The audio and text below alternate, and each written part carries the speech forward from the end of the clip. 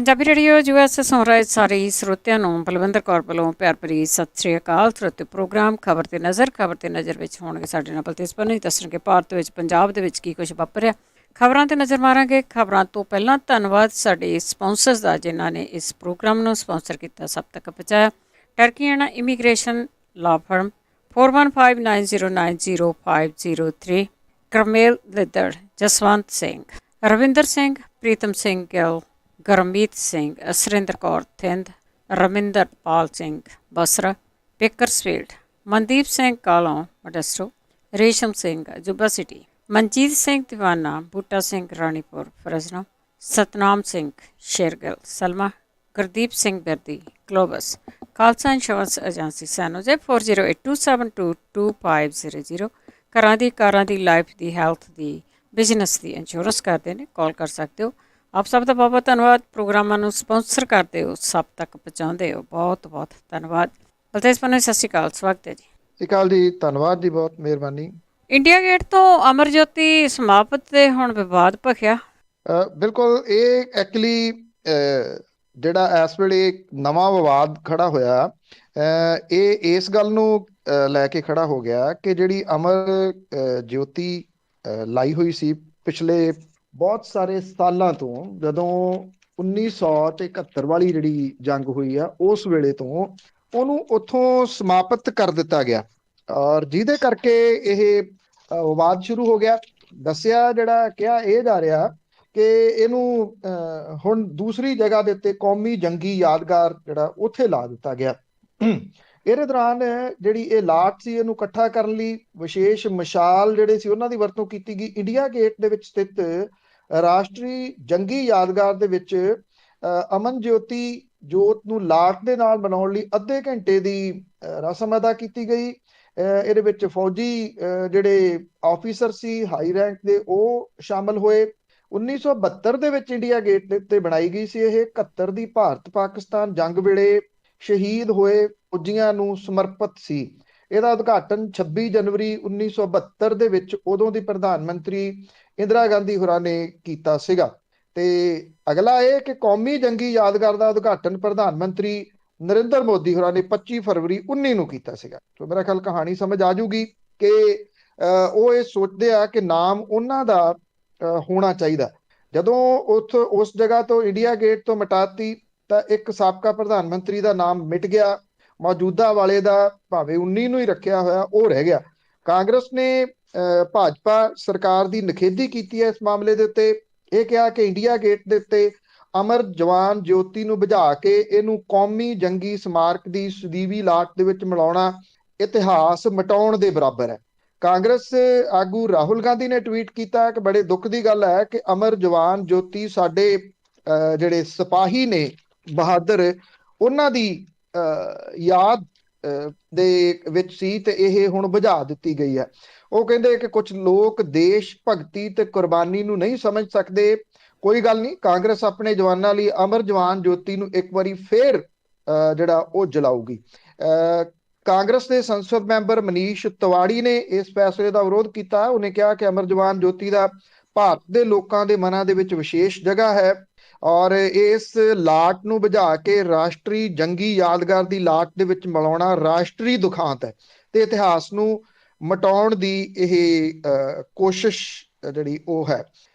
ਜਿਹੜੀ ਨੇਤਾ ਜੀ ਸੁਭਾਸ਼ ਚੰਦਰ ਬੋਸ ਦੀ ਧੀ ਆ ਅਨੀਤਾ ਬੋਸ ਫਾਫ, ਉਹਨੇ ਪ੍ਰਧਾਨ ਮੰਤਰੀ ਵੱਲੋਂ ਕੀਤੇ ਗਏ ਐਲਾਨ ਦਾ ਸਵਾਗਤ ਕਰਤਾ। ਉਹਨੇ ਇਹ ਕਿਹਾ ਕਿ ਚੰਗਾ ਫੈਸਲਾ, ਥਾਂ ਵੀ ਢੁਕਵੀਂ ਹੈ। ਭਾਰਤੀ ਯੂਥ ਕਾਂਗਰਸ ਨੇ ਅਮਰ ਜਵਾਨ ਜੋਤੀ ਨੂੰ ਬੁਝਾਉਣ ਦੇ ਵਿਰੁੱਧ ਰੋਸ ਮਾਰਚ ਜਿਹੜਾ ਉਹ ਕੱਢਿਆ। ਸੋ ਜਿਹੜਾ ਵਾਦ ਵਿਵਾਦ ਹੈ ਉਹ ਖੜਾ ਹੋ ਗਿਆ ਤੇ ਚੱਲਦਾ ਵੀ ਰਹੂਗਾ। ਅਸਲ ਦੇ ਵਿੱਚ ਚਾਹੇ ਉਹ ਪਾਰਲੀਮੈਂਟ ਦੀ ਨਵੀਂ ਬਿਲਡਿੰਗ ਹੈ, ਚਾਹੇ ਕੁਝ ਵੀ ਇਸ ਤਰ੍ਹਾਂ ਦਾ ਹੈ, ਪ੍ਰਧਾਨ ਮੰਤਰੀ ਜਿਹੜੇ ਮੌਜੂਦਾ ਨੇ ਉਹ ਇਹ ਚਾਹੁੰਦੇ ਨੇ ਕਿ ਹਰ ਜਗ੍ਹਾ ਦੇ ਉੱਤੇ ਉਹਨਾਂ ਦਾ ਨਾਮ ਹੋਵੇ ਤੇ ਬਾਅਦ ਦੇ ਵਿੱਚ ਵੀ ਇਹਨੂੰ ਯਾਦ ਜਿਹੜਾ ਉਹ ਰੱਖਿਆ ਜਾਵੇ। ਮਤਲਬ ਕਿ ਉਹਨਾਂ ਦਾ ਨਾਮ ਥਾਂ ਥਾਂ ਦੇ ਉੱਤੇ ਚੱਲਦਾ ਰਹੇ ਤੇ ਜਿਹੜੇ ਦੂਸਰੇ ਨਾਮ ਨੇ ਉਹ ਮਿਟ ਜਾਣ। ਮੇਨ ਮਕਸਦ ਉਹਨਾਂ ਦਾ ਇਹੀ ਆ ਜਿਹਦੇ ਤਹਿਤ ਉਹ ਇਹ ਸਾਰਾ ਕੁਝ ਕਰ ਰਹੇ ਆ।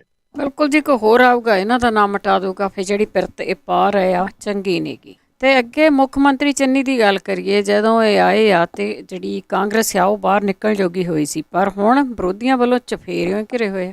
ਕੋ ਇਸ ਵੇਲੇ ਜਿਹੜੀ ਈਡੀ ਦੀ ਰੇਡ ਹੋਈ ਹੈ ਨਾ ਜੀ, ਉਹਨੂੰ ਲੈ ਕੇ ਵੱਖ-ਵੱਖ ਜਿਹੜੀਆਂ ਵਿਰੋਧੀ ਧਿਰਾਂ ਨੇ ਉਹਨਾਂ ਨੇ ਘੇਰਨਾ ਸ਼ੁਰੂ ਕੀਤਾ। ਸਭ ਤੋਂ ਵੱਧ ਆਮ ਆਦਮੀ ਪਾਰਟੀ ਦੇ ਜਿਹੜੇ ਨੈਸ਼ਨਲ ਕਨਵੀਨਰ ਨੇ ਅਰਵਿੰਦ ਕੇਜਰੀਵਾਲ ਤੇ ਪੰਜਾਬ ਦੇ ਜਿਹੜੇ ਪ੍ਰਧਾਨ ਨੇ ਤੇ ਸੀਐਮ ਦੇ ਫੇਸ ਨੇ ਭਗਵੰਤ ਮਾਨ ਹੁਰੀ ਘੇਰ ਰਹੇ ਆ। ਉਹ ਸਵਾਲ ਖੜਾ ਇਹ ਕਰ ਰਹੇ ਆ ਕਿ ਬਾਕੀ ਸਾਰੀਆਂ ਗੱਲਾਂ ਤਾਂ ਠੀਕ ਨੇ, ਜੋ ਵੀ ਚਰਨਜੀਤ ਸਿੰਘ ਚੰਨੀ ਹੁਰੀ ਕਹਿੰਦੇ ਆ, ਉਹ ਇਹ ਦੱਸਣ ਕਿ ਇਹ ਪੈਸਾ ਕਿੱਥੋਂ ਆਇਆ, ਜਿਹੜਾ 10 ਕਰੋੜ ਰੁਪਈਆ ਸੀਗਾ, ਇੰਨਾ ਪੈਸਾ ਘਰੇ ਕਿਉਂ ਰੱਖਿਆ ਹੋਇਆ ਸੀਗਾ।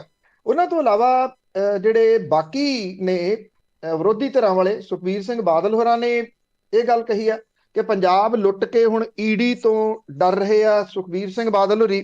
ਬਿਕਰਮ ਮਜੀਠੀਆ ਨੇ ਇਹ ਗੱਲ ਕਹੀ ਆ ਕਿ ਘਰ ਘਰ ਦੇ ਵਿੱਚ ਚੱਲੀ ਗੱਲ, ਚੰਨੀ ਹੋ ਗਿਆ ਪੈਸੇ ਵੱਲ।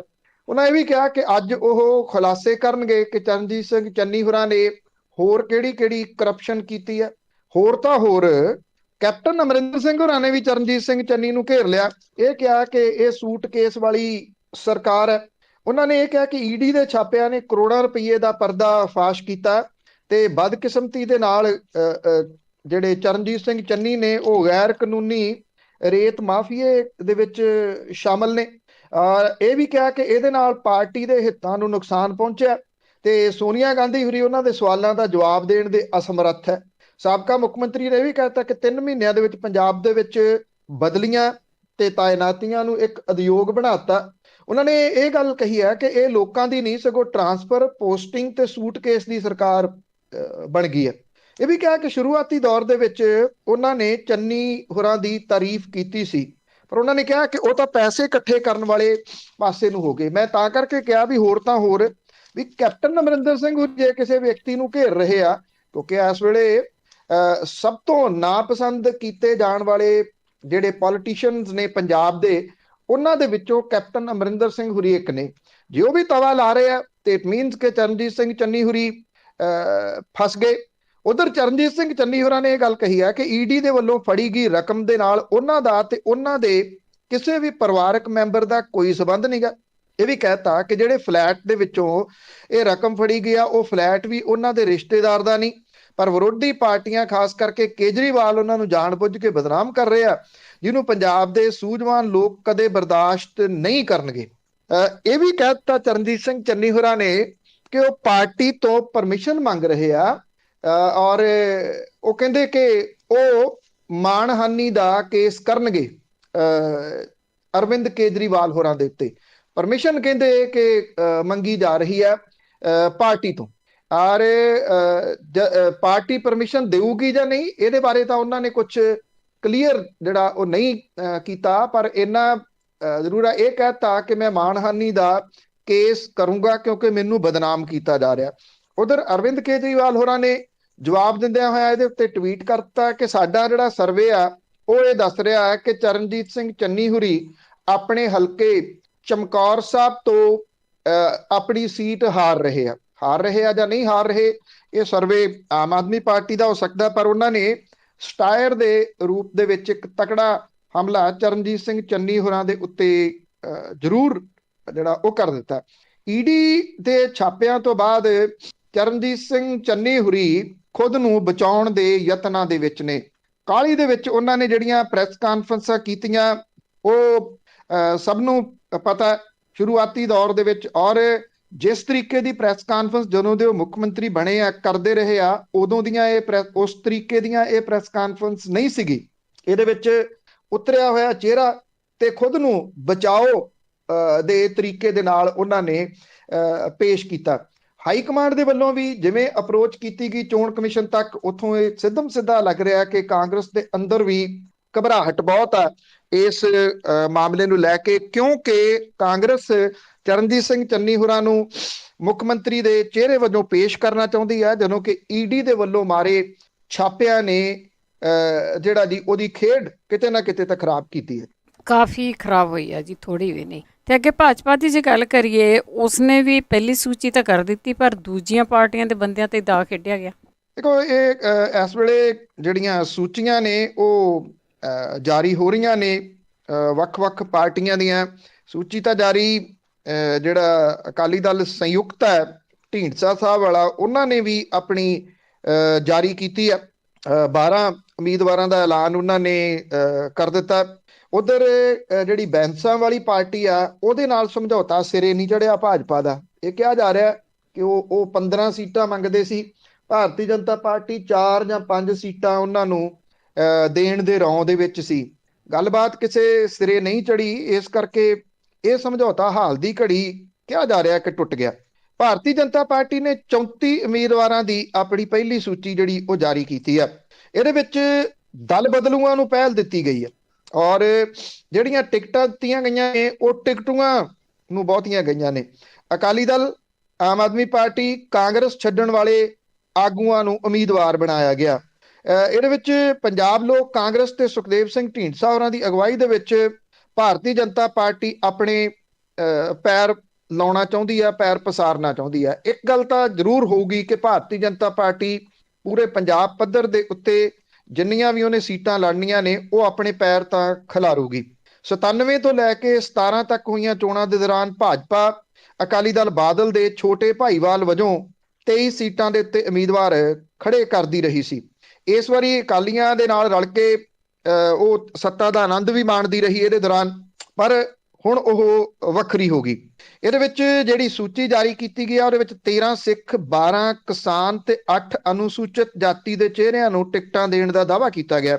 ਭਾਜਪਾ ਨੇ ਅਕਾਲੀ ਸਰਕਾਰ ਦੇ ਵਿੱਚ ਮੰਤਰੀ ਰਹੇ ਮਨੋਰੰਜਨ ਕਾਲੀਆ, ਸੁਰਜੀਤ ਕੁਮਾਰ ਜਿਆਣੀ, ਤੀਕਸ਼ਣ ਸੂਦ ਸਣੇ ਚੂਨੀ ਲਾਲ ਭਗਤ ਦੇ ਮੁੰਡੇ ਨੂੰ ਐਤਕੀ ਚੋਣ ਮੈਦਾਨ ਦੇ ਵਿੱਚ ਉਤਾਰਿਆ। ਭਾਜਪਾ ਦੇ ਵੱਲੋਂ ਜਿਹੜਾ ਮਾਲਵਾ ਖਿੱਤਾ ਹੈ, ਤਲਵੰਡੀ ਸਾਬੋ ਵਰਗੀਆਂ ਜਿਹੜੀਆਂ ਸੀਟਾਂ ਤੋਂ ਸਿਆਸੀ ਕਿਸਮਤ ਅਜਮਾਈ ਜਾ ਰਹੀ ਹੈ, ਜਿਹੜੀਆਂ ਦਿਹਾਤੀ ਵੋਟਰਾਂ ਦੇ ਪ੍ਰਭਾਵ ਦੇ ਹੇਠ ਮੰਨੀਆਂ ਜਾਂਦੀਆਂ ਨੇ।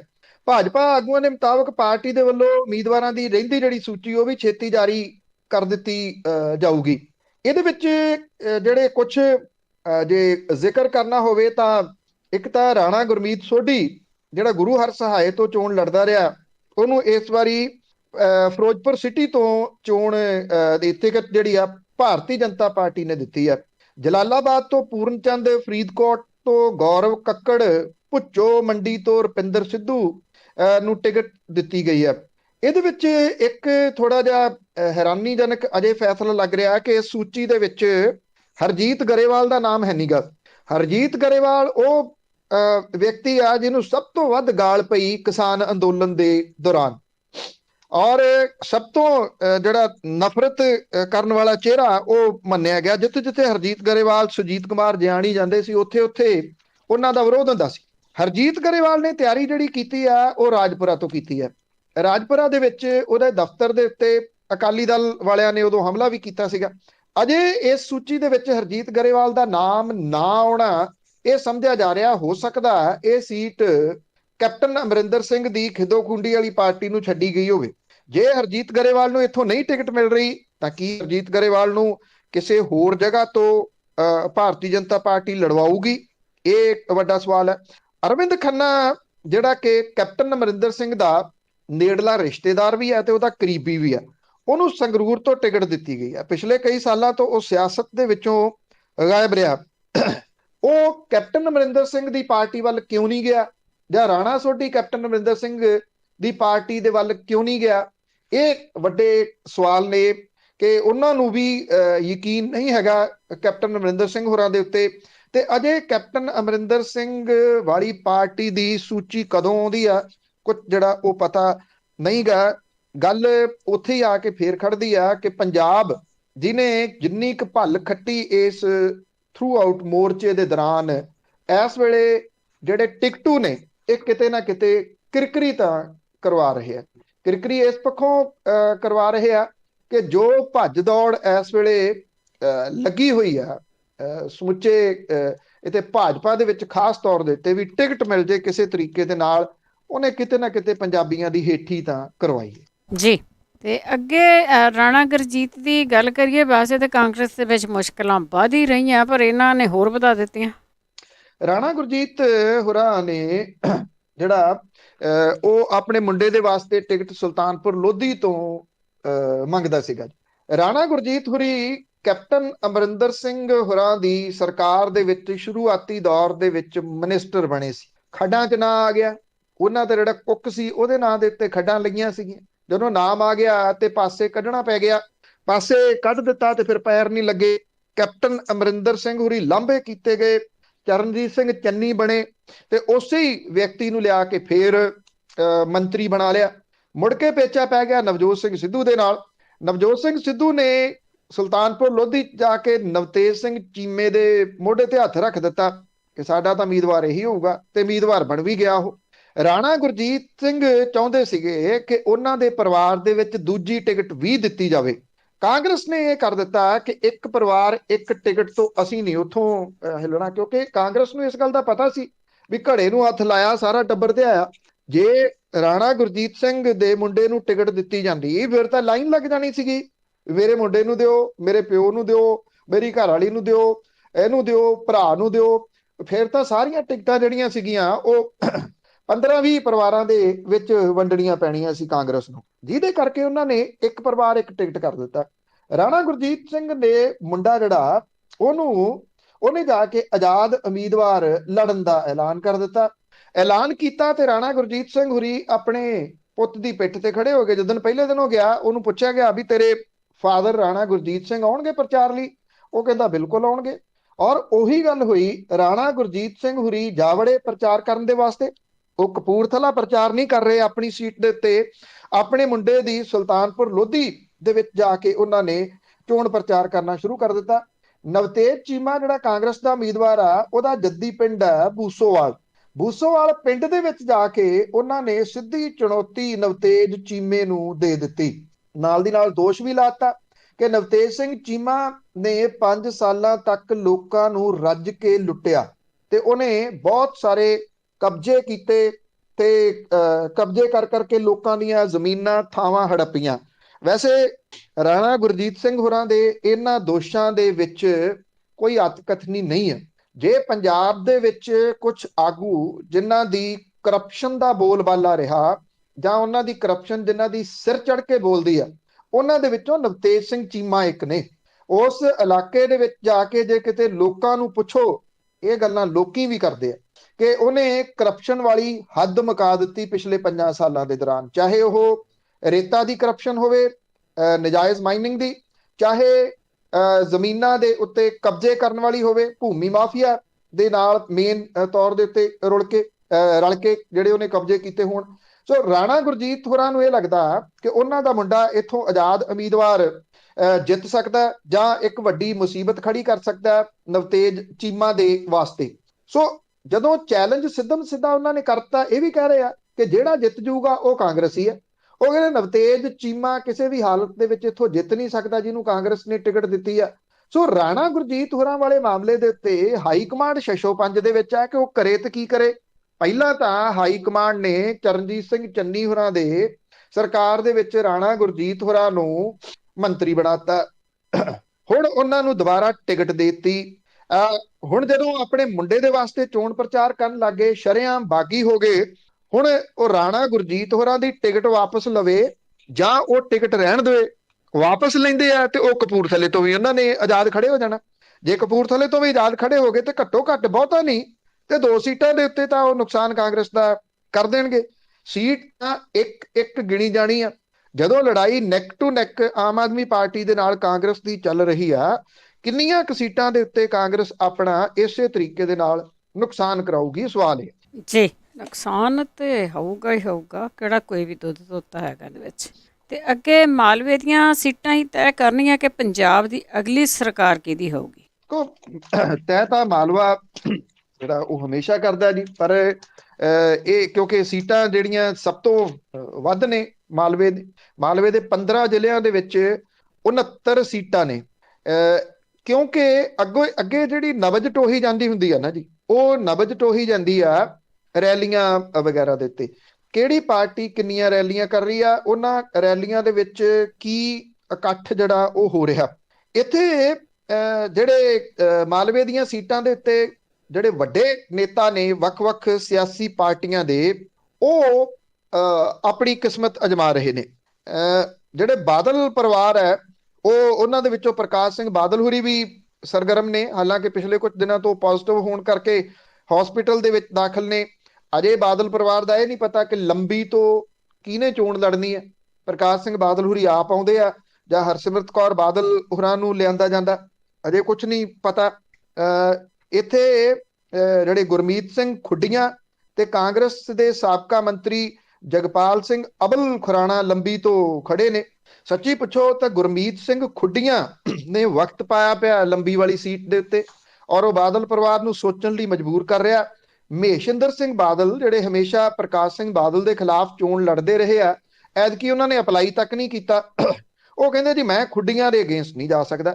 ਜੇ ਮਹੇਸ਼ਿੰਦਰ ਸਿੰਘ ਹੋਰਾਂ ਦੀ ਸਪੋਰਟ ਮਿਲ ਜਾਂਦੀ ਹੈ ਖੁੱਡੀਆਂ ਨੂੰ, ਤੇ ਉਹ ਮਿਲ ਰਹੀ ਹੈ ਜਿਹੜੀ ਕਿ, ਔਰ ਉਹ ਇਸ ਕਰਕੇ ਬਾਦਲ ਪਰਿਵਾਰ ਇਹ ਸੋਚ ਰਿਹਾ ਕਿ ਕਰੀਏ ਤੇ ਹੁਣ ਕੀ ਕਰੀਏ। ਇਸ ਵੇਲੇ ਲੰਬੀ ਵਾਲੀ ਸੀਟ ਦੇ ਉੱਤੇ ਮੁੱਖ ਮੁਕਾਬਲਾ ਅਕਾਲੀ ਦਲ ਬਾਦਲ ਤੇ ਆਮ ਆਦਮੀ ਪਾਰਟੀ ਦੇ ਵਿਚਾਲੇ ਆ। ਜਿਹੜਾ ਦਿਆਲ ਸਿੰਘ ਕੋਲਿਆਂ ਵਾਲੀ, ਜਿਹੜਾ ਕਿ ਸੰਕਟ ਮੋਚਕ ਕਿਹਾ ਜਾਂਦਾ ਹੁੰਦਾ ਸੀਗਾ ਬਾਦਲ ਪਰਿਵਾਰ ਦਾ, ਇਹੋ ਜਿਹੇ ਮੌਕੇ ਦੇ ਉੱਤੇ ਉਹ ਆਣ ਸਿਰੀ ਕੱਢਦਾ ਹੁੰਦਾ ਸੀ, ਉਹ ਇਸ ਵੇਲੇ ਦੁਨੀਆ ਦੇ ਵਿੱਚ ਹੈ ਨਹੀਂਗਾ। ਇਸ ਕਰਕੇ ਬਾਦਲ ਪਰਿਵਾਰ ਨੂੰ ਉਹਦੇ ਤੋਂ ਬਿਨਾਂ ਚੋਣ ਲੜਨੀ ਪੈ ਰਹੀ ਹੈ। ਮਾਲਵੇ ਦੇ ਖੇਤਰ ਦੇ ਵਿੱਚ ਵੱਡੀ ਚੁਣੌਤੀ ਬਾਦਲ ਪਰਿਵਾਰ ਦੇ ਵਾਸਤੇ ਬਣੀ ਹੋਈ ਆ। ਜਿਹੋ ਜਿਹੇ ਹਾਲਾਤਾਂ ਦੇ ਵਿੱਚ ਬਾਦਲ ਦਲ ਚਲੇ ਗਿਆ ਪਿਛਲੇ ਸਮੇਂ ਤੋਂ, ਇਹ ਚੋਣ ਉਹਦੇ ਵਾਸਤੇ ਇਸ ਪੱਖੋਂ ਅਹਿਮ ਹੈ। ਕਿੰਨੀਆਂ ਕੁ ਸੀਟਾਂ ਉਹਨੂੰ ਪੰਜਾਬ ਦੇ ਵਿੱਚ ਮਿਲਦੀਆਂ, ਉਹਦੀ ਹੋਂਦ ਦੇ ਉੱਤੇ ਵੱਡਾ ਚੈਲੰਜ ਖੜਾ। ਜਿਹੜੇ ਚਰਨਜੀਤ ਸਿੰਘ ਚੰਨੀ ਨੇ, ਉਹਦੇ ਸਾਹਮਣੇ ਆਮ ਆਦਮੀ ਪਾਰਟੀ ਨੇ ਡਾਕਟਰ ਚਰਨਜੀਤ ਸਿੰਘ ਖੜਾ ਕੀਤਾ, ਜਿਹੜੇ ਕਿ ਪਿਛਲੀਆਂ ਚੋਣਾਂ 12,000 ਵੋਟਾਂ ਨਾਲ ਹਾਰੇ ਸੀਗੇ। ਅਕਾਲੀ ਦਲ ਨੇ ਇਹ ਸੀਟ ਬਸਪਾ ਲਈ ਛੱਡੀ ਆ। ਭਾਜਪਾ ਤੇ ਜਿਹੜੀ ਖਿੱਦੋ ਖੂੰਡੀ ਵਾਲੀ ਪਾਰਟੀ ਆ, ਉਹਦਾ ਉਮੀਦਵਾਰ ਅਜੇ ਨਹੀਂ ਆਇਆ। ਚਮਕੌਰ ਸਾਹਿਬ ਦੇ ਵਿੱਚ ਮਰਿੰਡਾ 2 ਸ਼ਹਿਰੀ ਖੇਤਰ ਹੈ। ਭਾਜਪਾ ਟਿਕਟ ਦੇ ਨਾਲ ਸਮੀਕਰਨ ਬਦਲ ਸਕਦੇ ਆ। ਹਾਲਾਂਕਿ ਚੰਨੀ ਹੁਰੀ ਇਹ ਸੀਟ ਕੱਢ ਸਕਦੇ ਆ, ਪਰ ਉਹਨਾਂ ਦਾ ਮੁਕਾਬਲਾ ਆਮ ਆਦਮੀ ਪਾਰਟੀ ਦੇ ਨਾਲ ਹੈ। ਕੈਪਟਨ ਦੀ ਜੇ ਗੱਲ ਕਰੀਏ ਤਾਂ ਕੈਪਟਨ ਅਮਰਿੰਦਰ ਸਿੰਘ ਪਟਿਆਲੇ ਦੀ ਸੀਟ ਤੋਂ ਲੜਨਾ ਤੈਅ ਆ। ਅਜੀਤਪਾਲ ਸਿੰਘ ਕੋਹਲੀ ਸਿੱਖ ਚਿਹਰਾ ਨੇ, ਇੱਥੇ ਸਾਬਕਾ ਮੇਅਰ ਨੇ।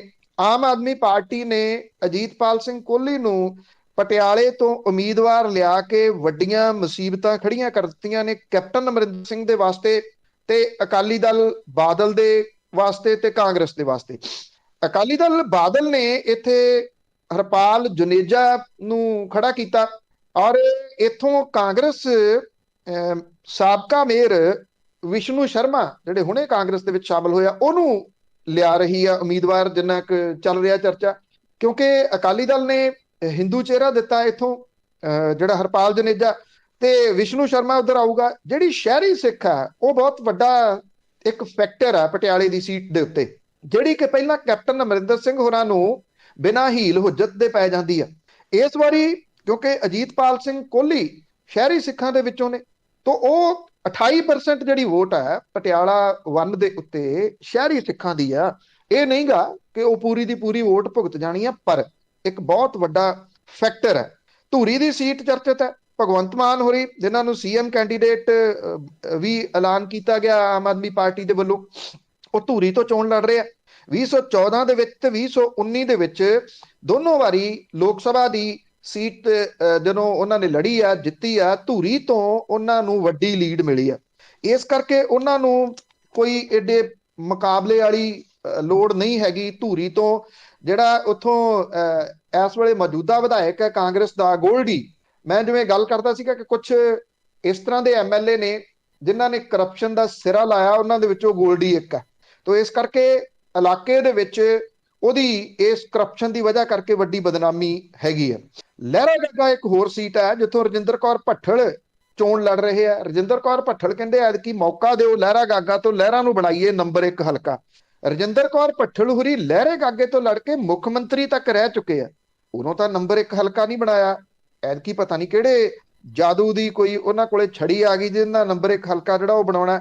ਇੱਥੋਂ ਸੰਯੁਕਤ ਅਕਾਲੀ ਦਲ ਦੇ ਪਰਮਿੰਦਰ ਸਿੰਘ ਢੀਂਡਸਾ ਵੀ ਹੋਣ ਦੀ ਲੜਾਈ ਲੜਨਗੇ, ਉਹਨਾਂ ਨੂੰ ਉਮੀਦਵਾਰ ਐਲਾਨਿਆ ਗਿਆ।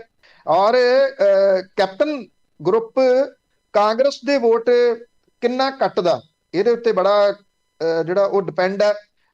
ਆਮ ਆਦਮੀ ਪਾਰਟੀ ਦੀ ਕੀ ਮਦਦ ਜਿਹੜੀ ਉਹ ਹੋਊਗੀ ਜੇ ਕੈਪਟਨ ਅਮਰਿੰਦਰ ਸਿੰਘ ਹੋਰਾਂ ਦੀ ਪਾਰਟੀ ਵੋਟ ਕੱਟਦੀ ਹੈ। ਇਥੋਂ ਗੋਬਿੰਦ ਸਿੰਘ ਲੌਂਗੋਵਾਲ ਨੂੰ ਲਾਇਆ ਅਕਾਲੀ ਦਲ ਬਾਦਲ ਨੇ, ਜਿਨ੍ਹਾਂ ਦਾ ਕੋਈ ਬਹੁਤ ਵੱਡਾ ਆਧਾਰ ਲਹਿਰੇ ਦੇ ਵਿੱਚ ਨਹੀਂ ਹੈਗਾ। ਪੰਥਕ ਵੋਟ ਨੂੰ ਖੋਰਾ ਲੱਗੂਗਾ ਇੱਥੇ ਉਹ ਲਾਊਗਾ ਜੀ ਢੀਂਡਸਾ ਧੜਾ, ਪਰਮਿੰਦਰ ਸਿੰਘ ਢੀਂਡਸਾ।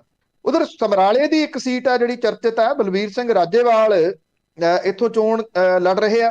2017 ਦੇ ਵਿੱਚ ਉਹਨਾਂ ਨੇ ਆਮ ਆਦਮੀ ਪਾਰਟੀ ਨੂੰ ਸਮਰਥਨ ਦਿੱਤਾ ਸੀ, ਉੱਥੋਂ ਹੁਣ ਉਹ ਆਪ ਚੋਣ ਲੜ ਰਹੇ ਆ। ਅਮਰੀਕ ਸਿੰਘ ਢਿੱਲੋਂ ਦੇ ਪੋਤੇ ਪਰਮਜੀਤ ਸਿੰਘ ਨੂੰ ਅਕਾਲੀ ਦਲ ਬਾਦਲ ਨੇ ਇੱਥੋਂ ਉਮੀਦਵਾਰ ਬਣਾਇਆ। ਮੁਕਾਬਲਾ ਇੱਥੇ ਰੌਚਕ ਹੋਊਗਾ।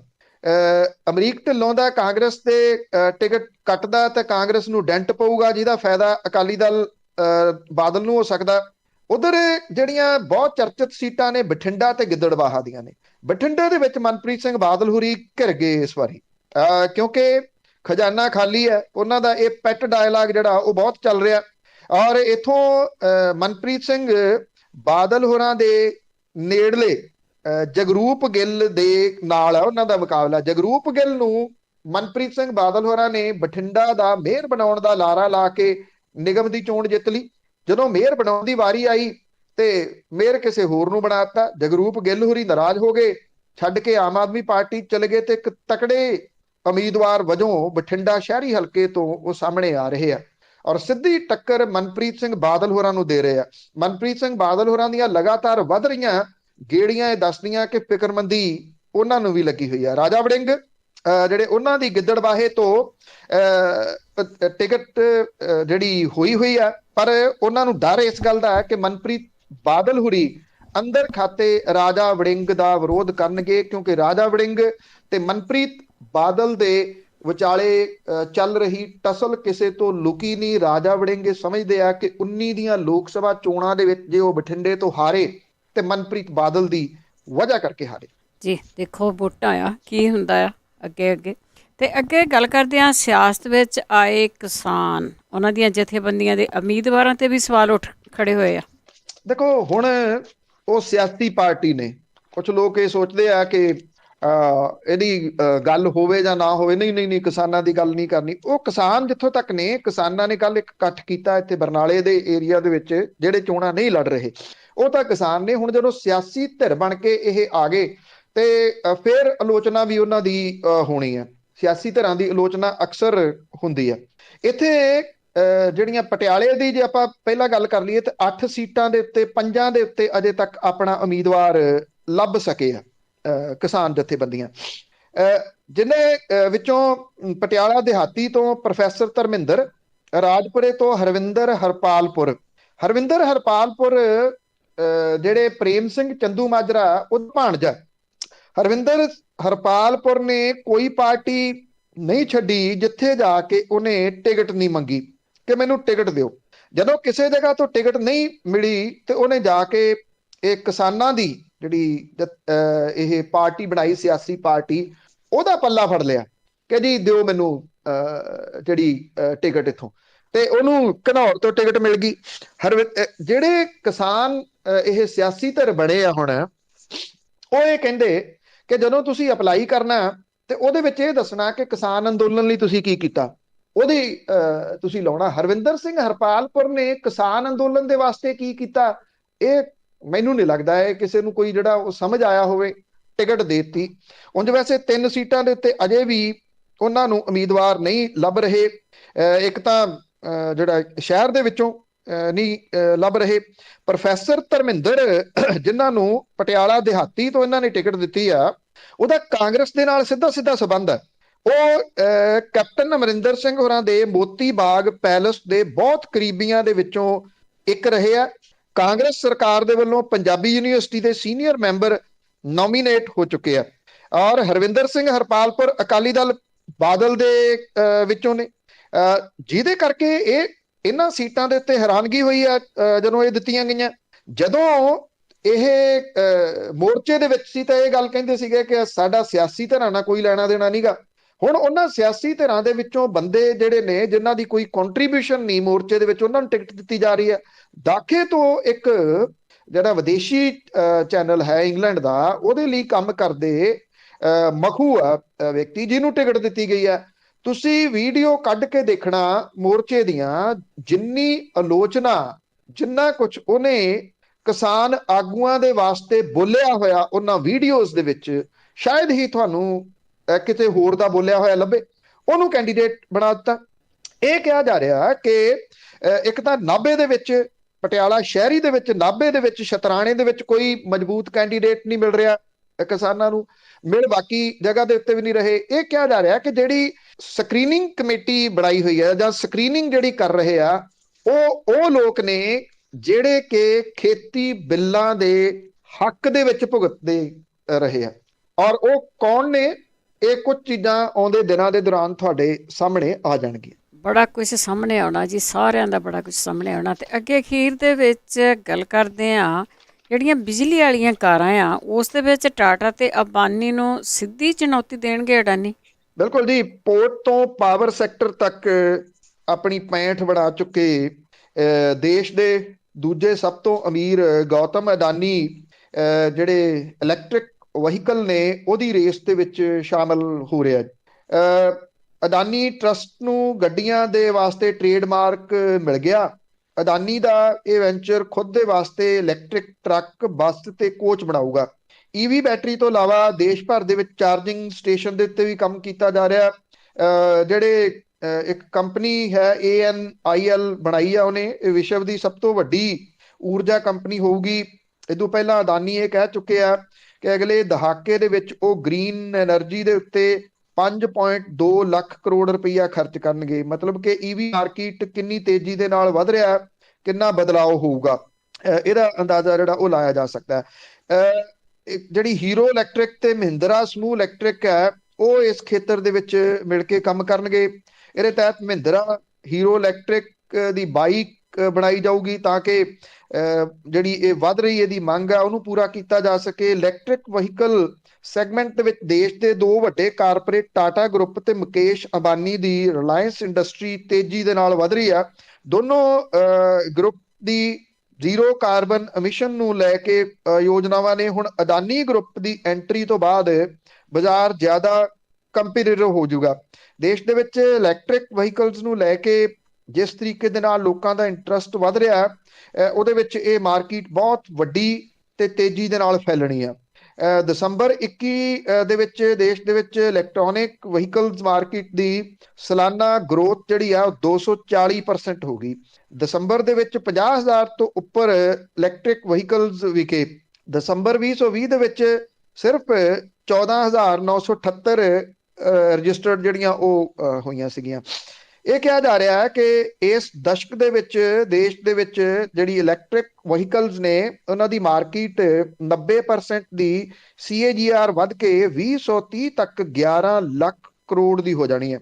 ਔਰ ਆਟੋ ਕੰਪਨੀਆਂ ਇਸ ਪਾਸੇ ਵੱਲ ਵੱਧ ਰਹੀਆਂ ਨੇ, ਜਿਹਦੇ ਕਰਕੇ ਟੈਸਲਾ ਤੋਂ ਇਲਾਵਾ ਮਰਸਡੀਜ਼, ਆਡੀ, ਵੋਲਵੋ ਵਰਗੀਆਂ ਕੰਪਨੀਆਂ ਵੀ ਭਾਰਤ ਦੇ ਵਿੱਚ ਗੱਡੀਆਂ ਅਸੈਂਬਲ ਕਰਕੇ ਫਾਇਦਾ ਕਮਾਉਣ ਦੇ ਮੌਕੇ ਜਿਹੜੇ ਵੇਖ ਰਹੀਆਂ ਨੇ। ਅਸੈਂਬਲ ਕੀਤੀਆਂ ਗਈਆਂ ਕਾਰਾਂ ਦੇ ਉੱਤੇ ਟੈਕਸ 45% ਹੈ, ਜਦੋਂ ਕਿ ਇਹ ਜਿਹੜਾ ਬਾਹਰੋਂ ਲਿਆਂਦੀਆਂ ਗਈਆਂ ਗੱਡੀਆਂ ਨੇ ਉਹਦੇ ਉੱਤੇ 110% ਟੈਕਸ ਦੇਣਾ ਪੈਂਦਾ ਜਿਹੜੀਆਂ ਇਲੈਕਟ੍ਰਿਕ ਗੱਡੀਆਂ ਨੇ। ਮਰਸਡੀਜ਼ ਦੇਸ਼ ਦੇ ਵਿੱਚ ਇਸ ਸਾਲ ਦੇ ਅੰਤ ਤੱਕ ਜਿਹੜੀ SUV ਜਿਹੜੀ ਉਹ ਲਿਆ ਰਹੀ ਆ। ਆਡੀ ਜਿਹੜੀ ਆ ਉਹ ਵੀ ਇੱਥੇ ਸਟੱਡੀ ਕਰ ਰਹੀ ਹੈ ਇਹਦੇ ਉੱਤੇ। ਵੋਲਵੋ ਕੋਰਸ ਵੀ ਇਹਦੇ ਉੱਤੇ ਕੰਮ ਕਰ ਰਹੀ ਆ। ਤੋ ਇਸ ਕਰਕੇ ਇਹ ਵੱਡੇ ਗਰੁੱਪ ਜਿਹੜੇ ਨੇ ਉਹ ਹੁਣ ਇਸ ਪਾਸੇ ਵੱਲ ਨੂੰ ਵੀ ਤੁਰੇ ਨੇ। ਤੇ ਜਿੱਥੇ ਮਾਰਕੀਟ ਇੰਨੀ ਵਧਣੀ ਹੋਵੇ ਤੇ ਉੱਥੇ ਕਾਰਪੋਰੇਟ ਅਦਾਰੇ ਕਿਵੇਂ ਨਾ ਜਾਣ, ਇਹ ਸਭ ਨੂੰ ਪਤਾ ਹੀ ਹੈ, ਕਿਉਂਕਿ ਹਰ ਜਗ੍ਹਾ ਦੇ ਉੱਤੇ ਕਬਜ਼ਾ ਤਾਂ ਕਰਨਾ ਚਾਹੁੰਦੇ ਹੀ ਨਹੀਂ। ਜੀ ਜੀ ਬਿਲਕੁਲ, ਬਹੁਤ ਬਹੁਤ ਧੰਨਵਾਦ ਜੀ। ਮਿਹਰਬਾਨੀ ਜੀ, ਧੰਨਵਾਦ ਜੀ, ਸਤਿ ਸ਼੍ਰੀ ਅਕਾਲ। ਸਤਿ ਸ਼੍ਰੀ ਅਕਾਲ ਜੀ। ਤੇ ਸਰੋਤੇ ਸਨ ਬਲਤੇਜ ਪੰਨੂ ਜੀ ਸਾਡੇ ਨਾਲ ਜੁੜਦੇ ਨੇ, ਕਰਦੇ ਨੇ ਖਬਰਾਂ। ਇਸੇ ਦੇ ਨਾਲ ਸਾਡਾ ਅੱਜ ਦਾ ਬੁਲਟਨ ਇੱਥੇ ਹੀ ਸਮਾਪਤ। ਬਲਵਿੰਦਰ ਕੌਰ ਵੱਲੋਂ ਆਪ ਸਭ ਨੂੰ ਹੀ ਪਿਆਰ ਭਰੀ ਸਤਿ ਸ਼੍ਰੀ ਅਕਾਲ।